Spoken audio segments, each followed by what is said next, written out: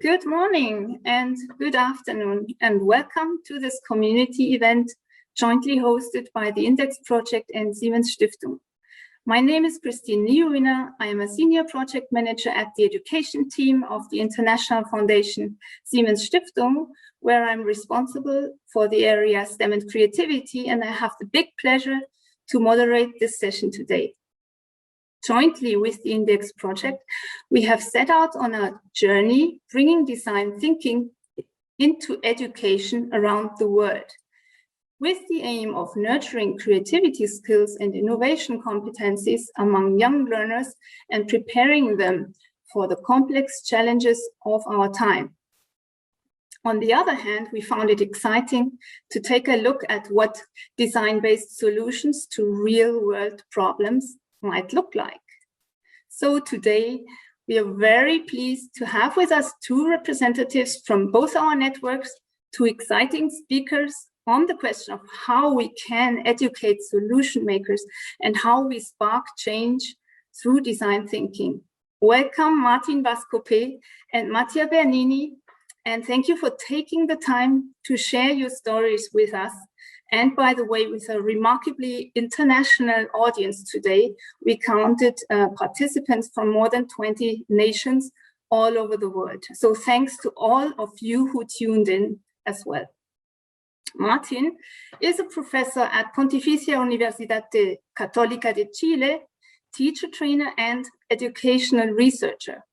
Martín, we have collaborated with you in various contexts on the topics of sustainability, of values, of citizenship, and now again in a joint approach on design thinking in STEM education.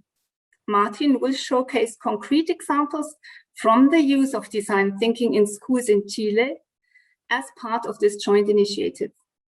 Mattia Bernini is the creative director at Precious Plastic and One Army, working for the past 10+ years on projects healing the planet, as he says himself. Mattia will introduce us into the meaningful work of Precious Plastic as a global solution to plastic waste problem. The project was a finalist for the Index Award in 2017 in the category Community. After both their presentations, we will listen to a conversation between Mattia and Martín, which will also include your questions from the audience. So should you have any, feel free to post these, preferably in the Q&A section. And with that, let's get started. Martín, the floor is yours.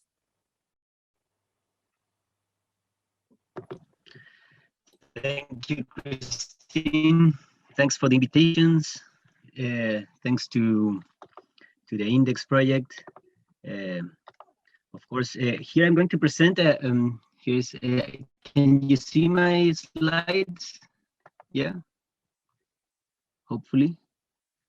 Well, I will present some experiences in Chile regarding the use of design thinking for socio-ecological resilience. And here I'm going to explain a little bit this concept. And I will show you some concrete experiences of what we have been doing here in the south of Chile, and also with some colleagues in the central coast of Chile in Valparaiso, that has been working with another group of students and teachers. So that's a great team that has been working with the schools.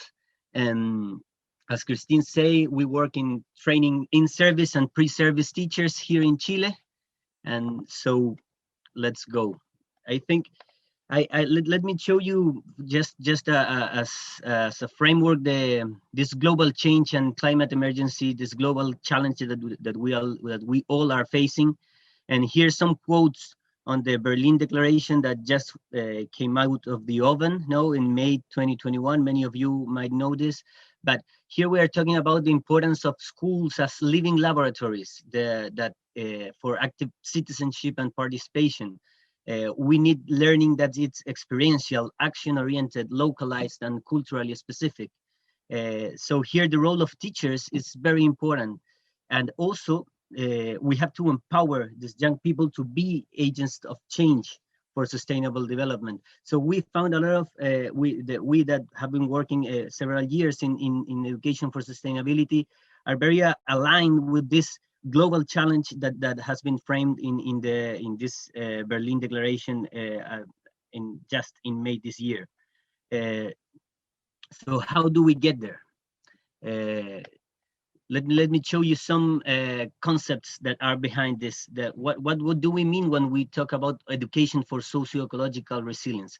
So we have that resilience is this capacity to adapt to external changes and overcome these adverse situations. The case of climate change is one of those. And so we said, why do we set socio-ecological resilience? Because you have some personal capacities or individual capacities that you have to achieve resilience and to adapt to these changes. But we also need this adaptation at the community level. So this is why it's socio-ecological. They are not just psychological or personal capacities, but also the connection with the natural and social environment, the amount of links, the communication, and the situations that you can achieve in local environments regarding being aware of who can help you with something, of who can be or solution that challenge that you are affronting. That's something that is very important too. And we think that the school doesn't, an education can have an impact in both levels, the individual at that some skills, values, and knowledge that can be pursued with education activities. But you also, when you go out there, you can also achieve this social links and social capital links that you can achieve with this kind of activities. And also we are very interested in developing agency. Yes, this perception of efficacy, this capacity to influence and determine your own life and your surroundings. This is not something straightforward. Sometimes educational opportunities doesn't pursue this, and it can become just a transmission of knowledge, memory, and have the opportunity to develop agency. So we are forming agents of change. So this is kind of what we pursue with place-based STEM education. So here the foundations or pillars, and maybe talk a little bit about what do we mean with design thinking in this, and how this is related with design thinking. So and the first time it has to be placed based, yeah, regarding the local territory. Then you can think as a schools as a transformation engine using this STEM approach to affront the challenges. You can also it's very important to integrate different knowledge, to be inter or transdisciplinary around this local challenge. Then you can also find some collaborators inside of the school or also in the school surroundings. It's very important to make for these collaborations to be constant and in time. So we make this follow-up, collaborating with several schools in our surroundings. And another thing that's very important is the incorporation of these relevant local actors and to establish these collaboration networks and to make this mainstream or traditional knowledges that you pass in the schools also dialogue with other non-conventional, non-traditional knowledges that are present in the surroundings of the schools. So to go to the examples and so you can have a look. Here is Chile, yeah, almost inside of the Pacific Ocean near Argentina. We are working in two areas, the central area that it's here near Valparaiso in the 5th region, the region of Valparaiso, sorry, and the other one is in the south where I am right now, with I will present 3 schools in the northern part and 3 in the southern part. The ones from the northern part are secondary students from 14 to 18-year-olds, and we are working in the southern part with kids from 4 to 10 years, so primary school, and some of them in preschool too. So how to tell you a little bit about the story on how do we get to design thinking, how we did we connect with the Index project and with Siemens Stiftung. We started with in Villarrica with project-based learning training, and in Valparaiso they had been working also in learning communities with different schools. Siemens and the Index project came in 2019, and we make this Index project training in Chile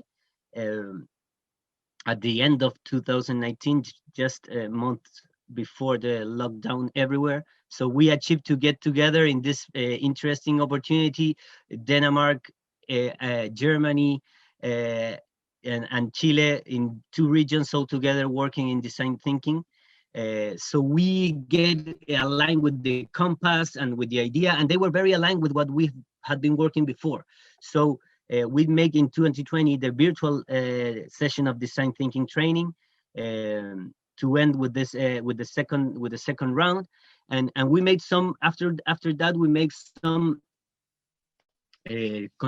continuous teacher training in Chile during 2020 and 21 using design thinking.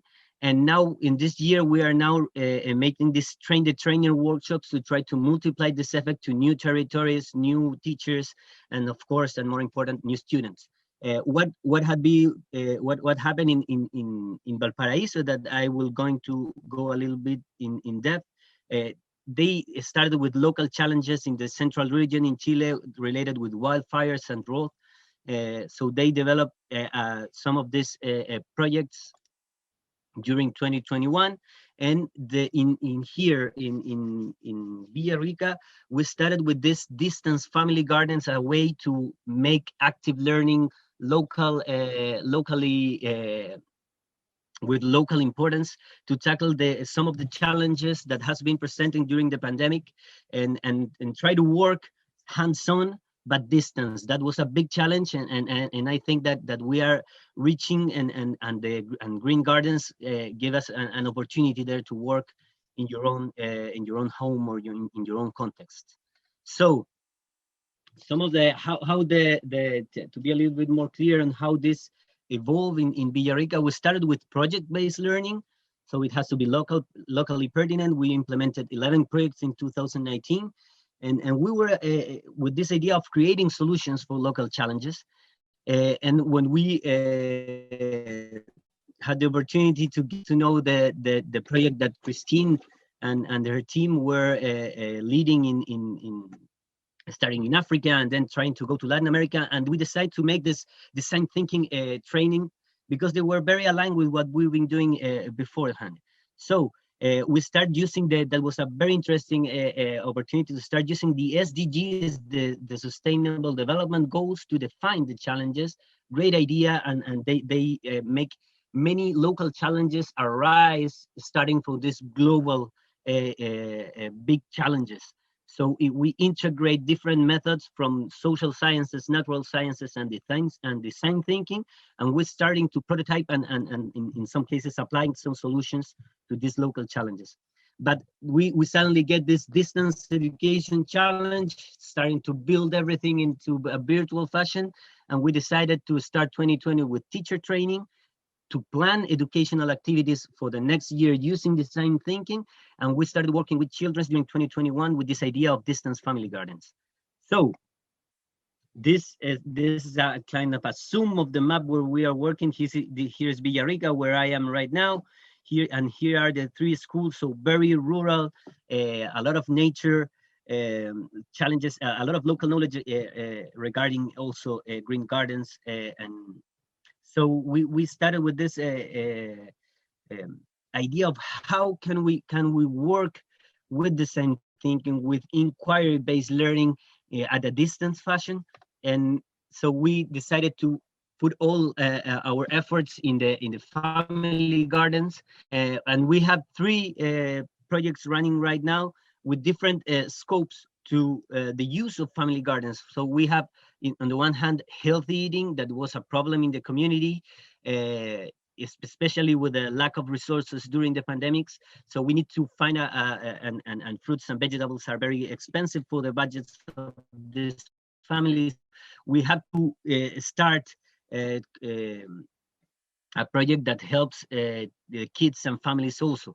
We have another schools in Carileufu in the more to the mountains, where they make this collaboration with the local medical center and start growing medicinal gardens in with their own families. So they started collected knowledge from their grandparents, parents, and connecting with local farmers and also traditional medicine women and men to start getting to know, recognize the different species, and also with the idea of generating this medicinal toolkit that you can that they will deliver at the end of the year to this medicinal center in their own localities. And the third one was also related with this idea of family food sovereignty.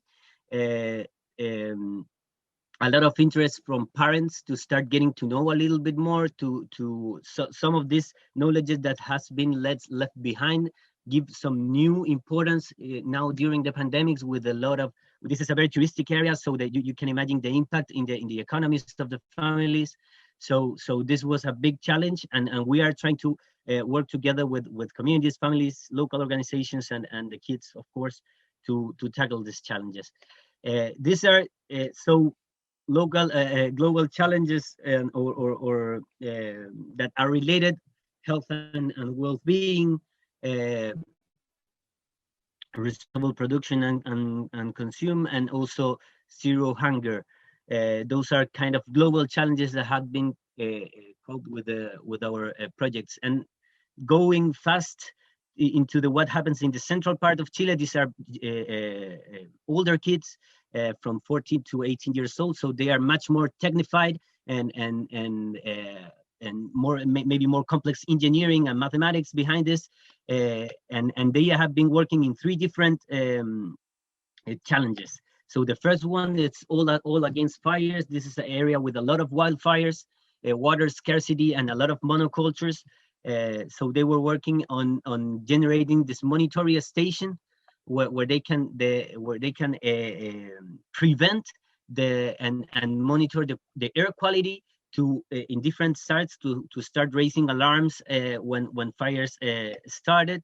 So climate actions and life and ecosystems are very important goals here. Another project that has been working and other schools in the area of more agriculture with a lot of scare, with a lot of drought, unemployment, and lack of watering technologies. They are working now in this automatic watering projects using technology and low cost, of course, technology to give this to the local farmers and families of the kids. And another project was the water pollution project. Again, drought, scarcity of water, and lack of drinking water in a lot of rural areas. Starting this idea of working in some plasma technology to make drinking water. So water and clean water is one of the goals. More industry and innovation, and of course responsible consumption and production. So I know, I think I'm getting to the end of the time that I had. I will be very interested in getting to know your impressions or answer your questions. But I think that here what we have found is that design thinking and project-based learnings can impulse educational institutions to be engines for local transformations, not only to transform their pupils, but also to transform their surroundings, their environment, to build more solid communities and build more new links, that the kids build new meaningful links with actors that they beforehand didn't knew or doesn't perceive as important or key or crucial to solve the local challenges. So now we are working on some educational resources to activate these solution-oriented learning opportunities here in Latin America. So here's some links of what we have been doing. We work in this kit to implement these kinds of projects here in Chile, with a lot of characteristic of and species of flora, fauna of here local in Chile. But also we are working in open this interactive museum on agroecology and sustainability, open to the whole community, not only kids or childhood, but also to the greater community. And now at the end of the year, you will be hearing from Siemens Stiftung and their big initiative for STEM education and innovation, that we are working also in producing some new blended resources to start this kind of initiative or projects that join this scientific and local knowledge in the production of these projects to solve local challenges. So thanks for the opportunity and the space, and looking forward for our discussion afterwards. Thank you so much, Martin. I think we could continue forever listening to you. Thank you so much for giving us such a great insight into what exactly design thinking projects in schools can look like, and even how they can also reach beyond the school context into communities and further networks. However, let's now listen to Mattia's amazing story of precious plastic as an answer to the global plastic waste problem. Mattia, it's your turn, please. Yes, hello everyone. Thank you, Christine and Dita and everyone for organizing this, and thank you, Martin, for your enthusiasm. It's incredible to see so much passion into the work that you do. So yeah, as Christine was saying earlier, my name is Mattia Bernini, and I'm the creative director at Precious Plastic and One Army. And I am currently in the middle of a huge storm, so the light has been going off earlier as well. So if there's any glitch, just let me know. I'll try to, I don't know, just fix it somehow. And I'll try to speak slower if there's any delays. So let me share my screen now. There we go. All right. So yeah, so as I said, I am the creative director of Precious Plastic. And so let me start really from, where it all begins. And that is the huge plastic waste problem. And here you're looking at a gigantic waste dump in Nairobi, Kenya. And that's really, where it all started, the reason why we wake up in the morning every day. And I am not going to bore you with, terrible data about the plastic pollution problem. I'm sure that you are all pretty aware by now. It's 2021. We've all heard it a lot. The little piece of data that I want to share with you is that still in 2021, only less than 9% of all plastic that is produced is recycled, and that is hugely low, and you can imagine the remaining 91% gets either burned or dumped somewhere or in the ocean. So we are working to increase that 9% with Precious Plastic.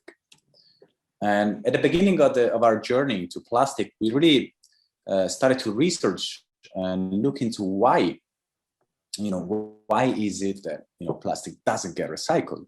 And after our year-long research, we kind of come up with the answer to this in the inaccessible knowledge and tools that are necessary to start recycling. Because nowadays in 2021, if you want to start a recycling business, you are very likely to be looking at tens of millions of dollars to even start recycling. And of course, you can imagine how only a few people can do that. And we have seen that this has been sort of the strategy for the past 50 years on to tackle plastic waste. And it's pretty clear that it doesn't work. Otherwise, we would have much higher rates of recycling. So we thought of turning this upside down and really create a network of people that are tackling the plastic pollution on a daily basis. So from having just a few people recycling big quantities to having many thousands, tens of thousands, hundreds of thousands of people recycling smaller bits of plastic, and together having a greater impact.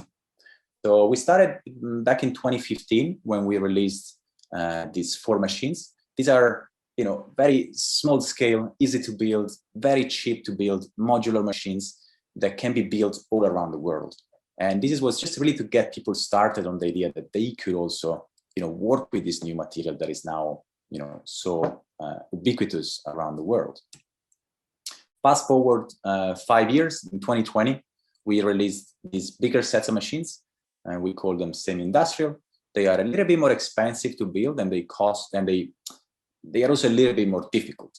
However, once you have these machines, you can really set up a plastic recycling business. Making a living through recycling. And with this machine, you can make all sorts of things. You can make chairs, bench, stools, smaller products, more precise products, lighting, more construction materials like bricks or beams, or even bigger sort of modular structures. Or like in this case, a huge 9-meter long table. And we made these for J.D. Smith. I want to share with you a little video. I hope it will work. Let me see. Of a little bit of it behind the scene of how that came together. So a few months ago, this guy, I'm just an icon living, shot a record label, Miss Swish just did it. Drop by in our workspace to see what we're up to. Yo, what's up? We're at the Precious Plastics headquarters right now. And he was saying, yo man, I would really like a big, massive table for recycled plastic. Now, a precious plastic, usually we don't really make tables, but it seemed like a fun challenge, a big, massive table. So sure, so obviously we're gonna make this thing from waste. CD cases, old cups, some technology stuff, the inside of a fridge, we can all use this. And we really wanna make this precious, like a big chunk of... So I'm gonna skip a bit through it, and here, see our friend Joy started to work on this table.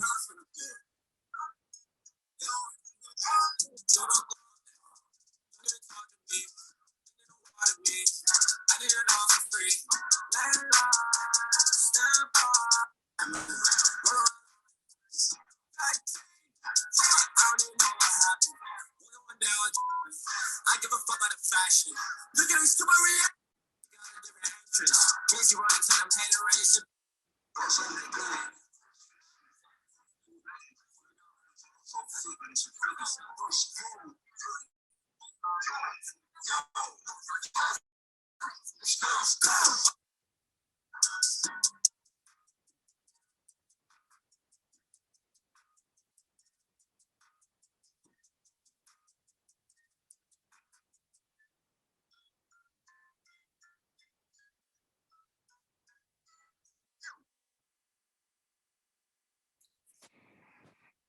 And then we just got it to LA, delivering it to to Smith family.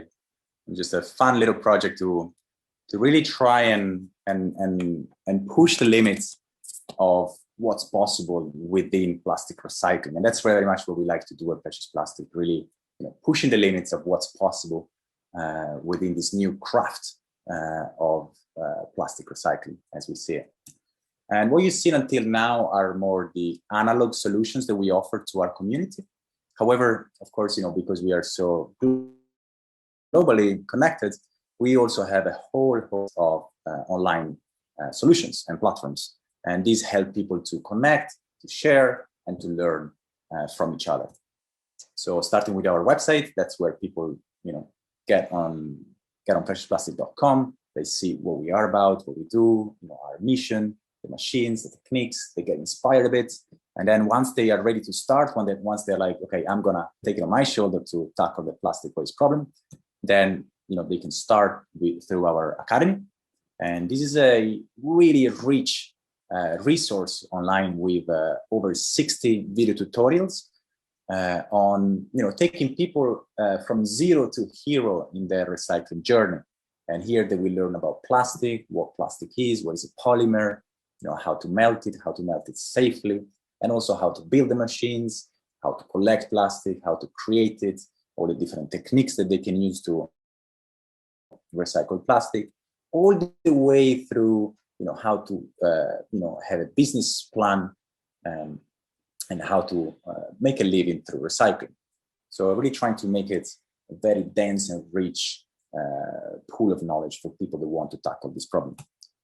Then we also have a map, which is a very crucial tool for us that connects people locally. Because of course, we want to be connected globally, but also, the real action happens locally, where people can start collaborating on this huge challenge that we're facing. Events, of course, very important. Well, not in the last year or so, but this is, this tool is intended to really provide an audience to people that are doing recycling events, workshop, events in school, university, and so on. Lately, we also released what we call the how-tos, and these are step-by-step guides that anyone in the world can make to teach others how they recycle plastic. And finally, the creation of knowledge has been, passed on from us, from Precious Plastic, a centralized place, to everyone else. So suddenly you can have much more diverse range of solutions from people around the world. Then we have the Bazaar, which is our own precious plastic marketplace. And here people buy and sell precious plastic machines, molds, raw material, products, and so on. And this is a really useful tool for generating local economies around recycling plastic and to enable people to do this more full time. So really that's what we try to achieve within Precious Plastic, to have people to learn, to connect with each other, with like-minded people, to build their project, and then to create valuable products from waste, and then eventually share what they learn back within the community so that the whole cycle can start again. And once you get on Precious Plastic, it can be a bit overwhelming. It's like a huge pool of knowledge, 60, 70 different video tutorials and videos and a lot of technical drawings. So it can be a bit difficult to start. And that's why we created the starter kits, which are sort of step-by-step guides that get people really from zero to hero, let's say. So from learning, of course, about plastic, to getting the funding for the project, to how to get a team together, how to find the right space, all the way to building the machines or buying the machines if they cannot build it, and how to make a business out of this, because eventually, if people can do this as a business, they can do it more regularly and recycle more plastic by doing so. So really, all these analog solutions, digital solutions, people, machines, all of these things, they create what we call the Precious Plastic universe, which is now fully global and also, very much local at the same time. And an important aspect of this is the open source nature of our projects. We share everything online for free because we don't want to put any sort of barriers to entry for anyone. We want everyone just start, right? I mean, that's the most important thing, like that more and more people start recycling so that we can have a go at tackling this huge plastic waste problem.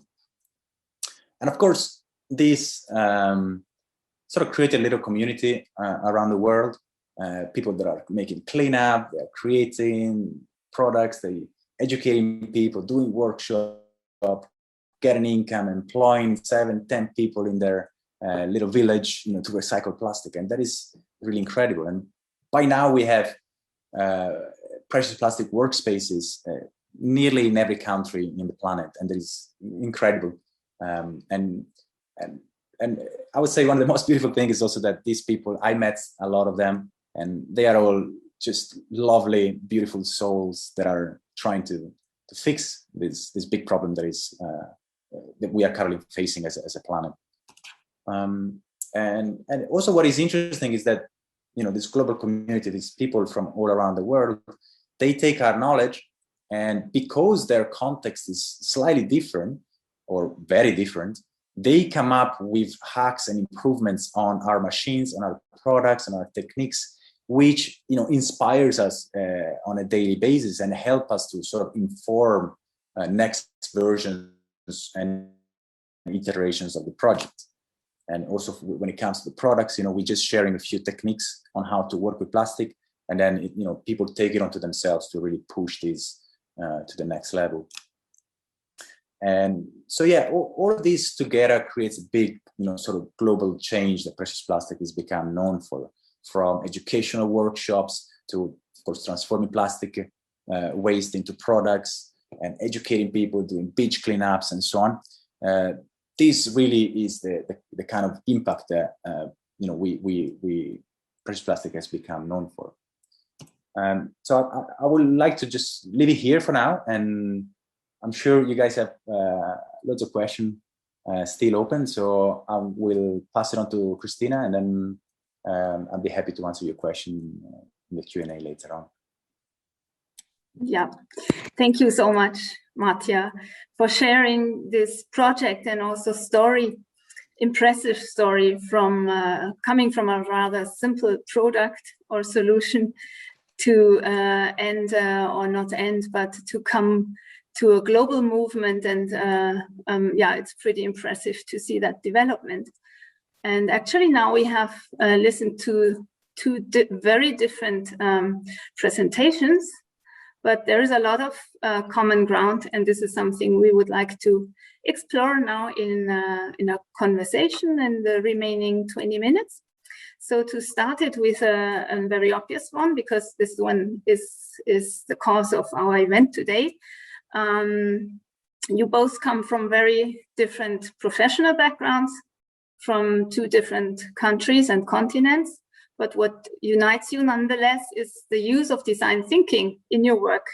And I would therefore like to hear a bit more about your different perspectives on this methodology. So Martin, in your opinion, what is the potential of design thinking as an innovative teaching and learning methodology in the context of education of 21st century, with regards maybe to a learning journey of a student, or maybe also the role of a teacher? Yeah, thanks, Christine. I think the design thinking and project-based learning, active child-centered learning, and action learning also. Yeah, we are trying to solve local challenges. They cope with the literature has this idea of the 4 C's for the 21st century. Yeah, so creativity, communication, critical thinking, and collaboration. So all of them can be encouraged, and you can work on those different skills using these methodologies and projects. So I think it's a very good one and has a lot of potential. That's great. And for you, Mattia, as a designer yourself, it might be obvious to work with this methodology. Still, what kind of concepts or principles of design thinking do you consciously apply in your daily work? I think we were discussing that earlier through our email exchange, and I was saying it's like asking a fish, how do you fish? And it's like, it doesn't know, you just do it, So for us, it's kind of difficult to talk about how we think, right? It's just, I guess that's just how we do it. But I think an important aspect of it is fostering curiosity, and also being very okay and with the fact of failing.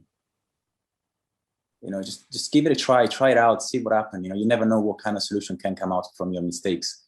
So I think that is a very important element of design thinking. Like just try it out, see what happens. I think you never know what can come out of this serendipity. And of course, always keeping the user in mind. And we have a whole bunch of different users. So in our case, we really go into the service design sort of field, because we have literally users from all sides, all corners of the planet, from NGOs down to recyclers, students. So everyone that really wants to tackle this problem. And I think that is really the power of precious plastic. Like such huge global problems, they can only be fixed if society at all levels comes in.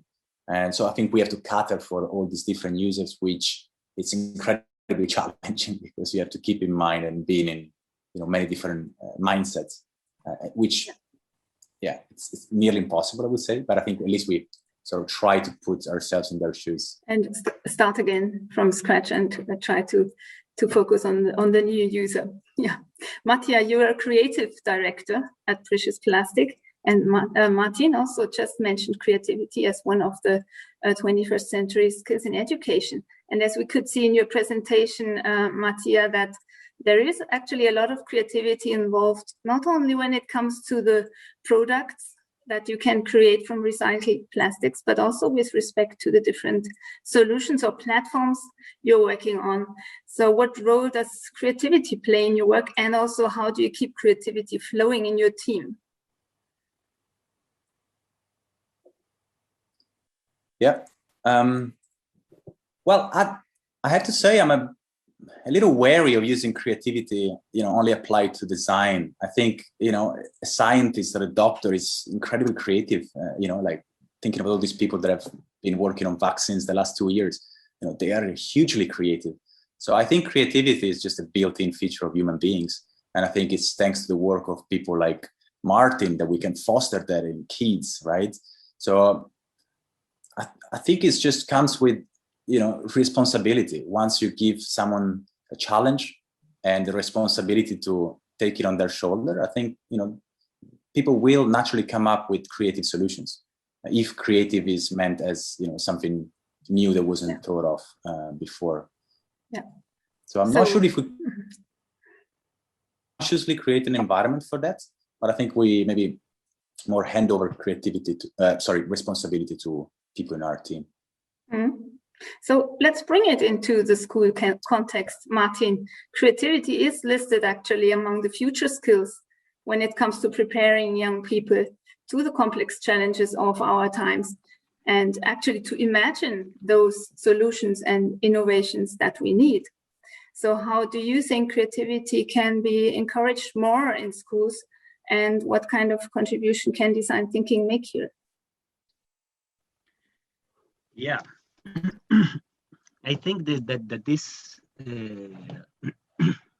link with the surroundings, with the context, with your own personal life, with your daily life challenges, that gives you a lot of potential. And I wanted to make a point that the idea of creativity is not just building creative solutions to challenges. I think that the main challenge, and one of the things that the design thinking methodology and project-based learning or place-based learning can make a contribution, it's the creativity in finding the challenges, like seeing a critical view to your context. That maybe you can pass all your educational experiences without seeing that thing, whatever it is, as a challenge. And I think that's even harder than finding a solution, because the solution requires the problem. Yeah, and sometimes it's difficult. It's more difficult to see the challenge and that is things that we work the most with teachers and also with students.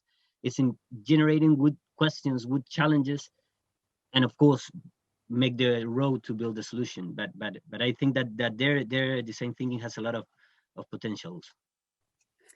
Now, since you're talking of challenges, let's take a reality check. We are facing one of the biggest challenges of our times currently with the pandemic, and it's far from over. What did and does this current crisis mean for design thinking and for your work as a teacher, as a designer, and for your projects? How did you cope with the fact that on-site workshops and workspaces were probably not open and maybe are still not possible right now, Mattia? How did you do that? What did you find as an alternative way to work? Yeah, I think it goes back to the creativity that we were mentioning before, right? Once we have a challenge and a problem, people will surprise you with incredible solutions. And I would say in the beginning of the pandemic, back in March 2020, when there was no supplies, there was no, the whole supply chain was coming to an halt. people in the precious plastic community, they very quickly started to design and share designs to print masks. And, you know, in a matter of a few weeks, they started sharing these drawings and making molds, and then started to produce tens of thousands of face masks to hand over to hospital for free, right? Because it was not possible to receive them or order them from China like we are used to. And so that was, you know, a nice anecdote on the pandemic and what our community has been able to do. And also like the beauty of being connected globally, and how, you know, you can send a file and then someone in Chile can print them and make, you know, tens of thousands of life-saving equipment. But I would say also on another side, like more workshops, a lot of the people that are using our knowledge, they focus on education. So they do workshops at events, corporate events, universities, schools, concerts, beach cleanups, you know, all sorts of things. And of course, the pandemic kind of made it very difficult to do so. But, you know, in a matter of just a few weeks, they translated all of that knowledge in digital format. And then they started doing workshops on Zoom or, you know, whatever platform, and still, you know, transferring this knowledge to people and educating people about this big challenge. So I think, no challenge and no problems are too big to be overcome. And I think this pandemic is really showing how we can, you know, as a whole, if we put our heads to it, change, you know, how we do things for the better. Yeah, and embrace change as an opportunity. Yeah, thank you. Absolutely. Actually, yes, I think my generation was born into crisis. We have some questions from the audience, which I would like to pass on to you. There is a question from Erica to Martin. She's asking about the process of building up these initiatives. So do you first teach design thinking methodology, or do people learn it as they go? Yeah, it's kind of a going backward and forward, and not always everything that you teach in a workshop it's completely absorbed, you know. So it has to be. I think you learn much more in the implementation that during the workshop, but the workshop gives you this first push to go forward and try to make innovation. What we have been thinking is to think about teacher workshops as a space of collaborations between peers, like in a very horizontal way, having persons from the university, persons from experts from the local communities, and teachers working together in solving challenges, and making and giving a space, because here we teachers are always lacking of time and having a lot of things to do. So the workshops are a very valuable space to collaborate and plan together and make the Gantt and the calendar and everything. But afterwards, when you start implementing, you start understanding the challenges and the difficulties.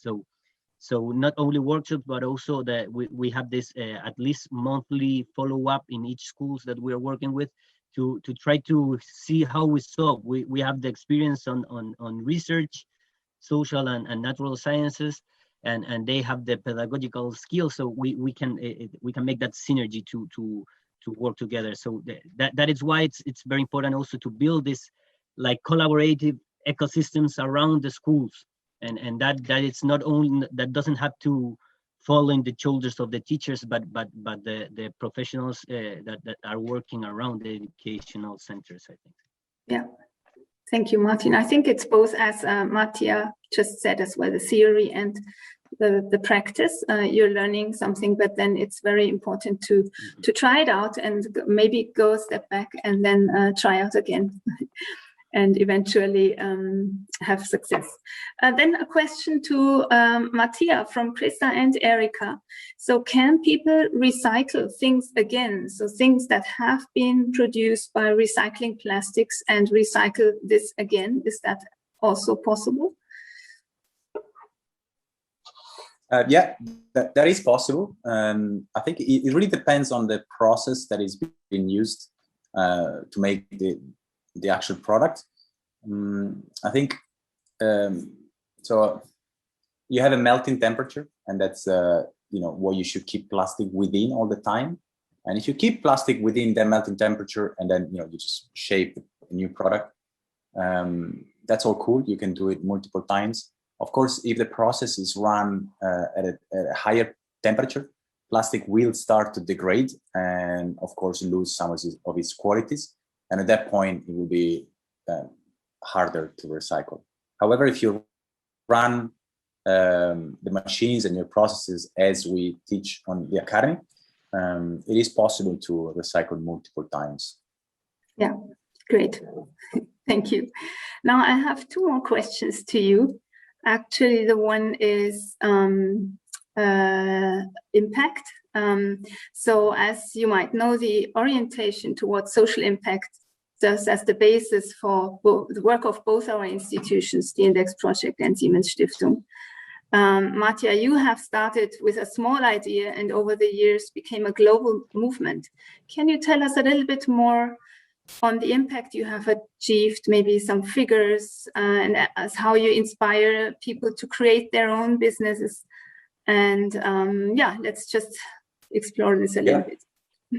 Absolutely. Maybe I share again my screen, because a couple of years ago we ran a global impact survey where we exactly took those questions and try to figure out what is the impact of precious plastic. And of course, you can understand that as an open source company, it's very difficult to track who is using your knowledge, because people can just go on the web,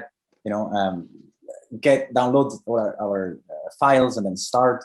Sometimes they don't tell you, if they're working on it. So it can be challenging to really know exactly, how many people are working on that. And also, maybe you can do a step back and know what is impact, how do you measure your impact? But a couple of years ago, we ran this global impact survey where we surveyed 1,000 people. That is kind of a small portion of our community, but I guess, it gives a little bit of a glimpse of, what's happening around the community. And we got some data back. Maybe I can put the link in the chat later on, but I would say what was very interesting from these 1,000 people is supposed to realize that in a single year, over $5 million were being raised to start precious plastic projects. And, these projects were generating over $2 million in, workshops, product design sales, machine sales, and so on. And, there was, bigger and bigger teams. And an interesting element is here, and I think it relates a lot as well to Martin, how, our 18 to 25, 18 to 30 years old age group is the most active. And we had that since the very beginning. Young people want to do something about this problem, and they are incredibly active, taking it on their shoulders. Just yesterday I was answering an email from this young girl, 14 years old in Amsterdam, already started the whole project. She was going for fundings, and that's really, it gives you hopes, these new generations are really kicking asses, if you can say that, maybe. And yeah, I would say I can put the link in there. There's a bit of data on which machine were built and how many of the workspaces are financially sustainable. But I would say, impact can be defined in many different ways. And whenever I jump on calls with people around the world, and they tell me that they managed to employ another 2 people, or they are making more and more workshops, for me is always like a source of pride, because more people can make a living through recycling, and that means for me that is impact as in a nutshell. That is really so impressive to see, and surely you will share a link with us in the chat how, if anyone here from the participants wants to get in touch with precious plastic, how you can do that. So Martin, regarding impact, I know it would be easy to count how many students you may have reached, or predict even how many more this will be when you extend your work into further regions.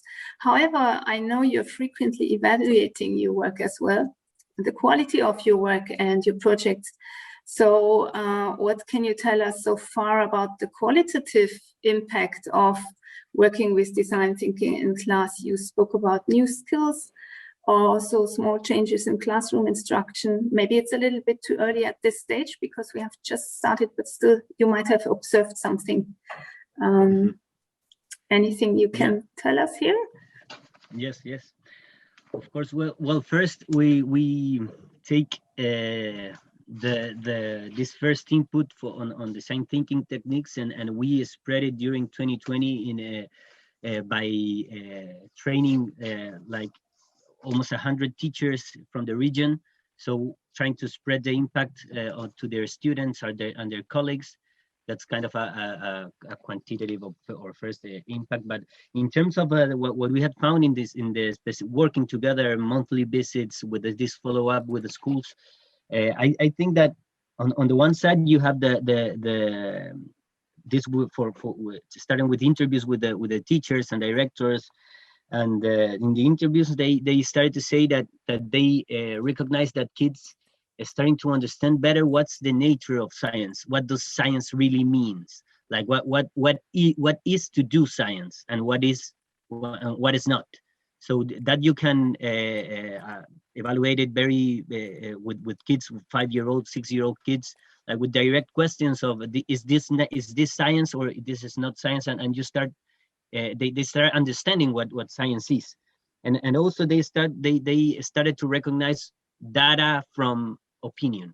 That's another thing that we've had found that they understand when something is data and when something it's like a personal or opinion, and that's from the kids' sides on the getting like knowledge and some scientific skills. But two important things. One, in terms of agency, we found that, of course, the agency of kids was developed, the capacity of impact their own surroundings was clearly shaped, but not only in kids, but also in teachers. That was very interesting, and the majority of the teachers that we interviewed during 2019, they almost all of them say that they wasn't expecting the impact that the project had. Like they were seeing it as an educational opportunity, but they didn't saw that as a really as something that would really benefit the communities around the schools. So that is very interesting, because it's not only developing agency on kids, but also seeing the teachers' work as having a new meaning and a new sense or purpose. So that is very interesting. And the final thing that we are working on better ways of measuring it is this first impact on social capital building. Social capital is the kind of the amount of links that you have, like as near or with your near community of where or having new links with people that are outside of your community. All of those things like increase the amount of social capital that you have on one community. And we have found that there were people that were very near, but that were disconnected.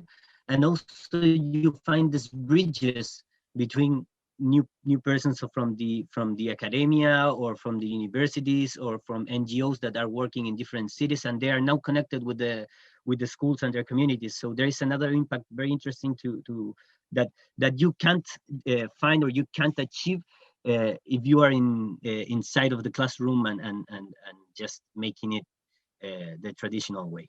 So yeah, that's it. Yeah, that is pretty impressive to hear, and also gives hope, and actually brings me to my very last question. I hope you bear with me. I know it's 4 p.m., but I want to look into the future together with you. The Index project uses the slogan "Design to Improve Life," speaking of our mission to redefine design from a commercially driven discipline to one that's used to improve quality of life for everyone. So I'd like to ask you, what is your vision with respect to the methodology, but also regarding your work as a professor or as a designer? Just a very short statement, maybe for your vision, and how do we get there in small steps? Mattia or Martin, whoever wants to start first. Martin, me? Yeah, I think I like to see more empowered individuals that take it on themselves to find meanings in their lives. I think that's what Precious Plastic does particularly well, particularly within the design community. We have a lot of designers that come out of school incredibly skilled, but the market only presents them with the usual production houses that, where they would be placed, where they will be using their skills to produce more useless things that no one really needs anymore. And it's 2021, and we all can agree that a lot of things that we create are not needed. And so this creates a lot of anxiety and depression in designers when they come out of school. And Precious Plastic gives them a way to keep on designing, keep on doing what they love, keep on doing what they've been trained for a greater good, in a way, for a meaningful project.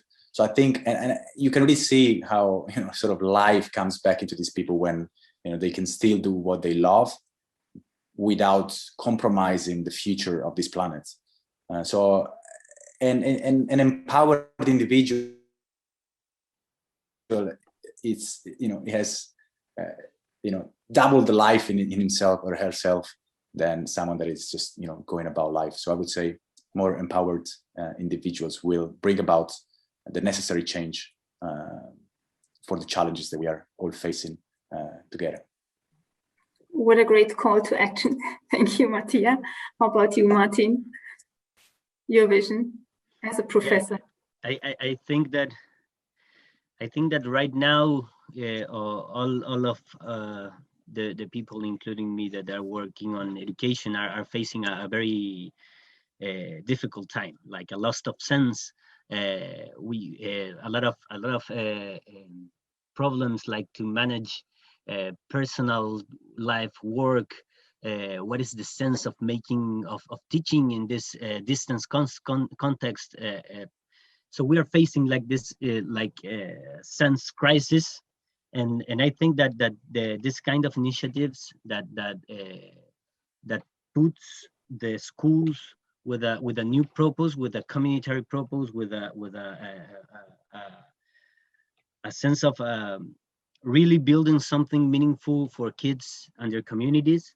It's something that we need to look forward to, and also finding the tools to make it, even though we have this pandemic or sanitary condition, is a big challenge. And yeah, we have been facing that, starting first trying to build like digital competences first. If sometimes you don't have connections and you have to go to the kids' house. So I think that when you have a sense of purpose and you are able to encourage not only kids but their families, their parents, their grandparents, that makes a difference. We are now facing a very, very important problem in education, that it's that the ones with the lack of resources, with lack of connection, are the ones that are facing the more trouble, the more problems. So right now it's very important to reach them and get to them with a sense of purpose, and here the way that we can involve their own context, their own families, it's very important. And I think these techniques and trying to solve your own problems with your families can make a difference and give this new sense or orientation to education, and I hope that goes on that direction. Yeah. Wonderful. Thank you. With that, thank you so much for sharing your thoughts and ideas and for an engaging and inspiring conversation. I really enjoyed listening to you.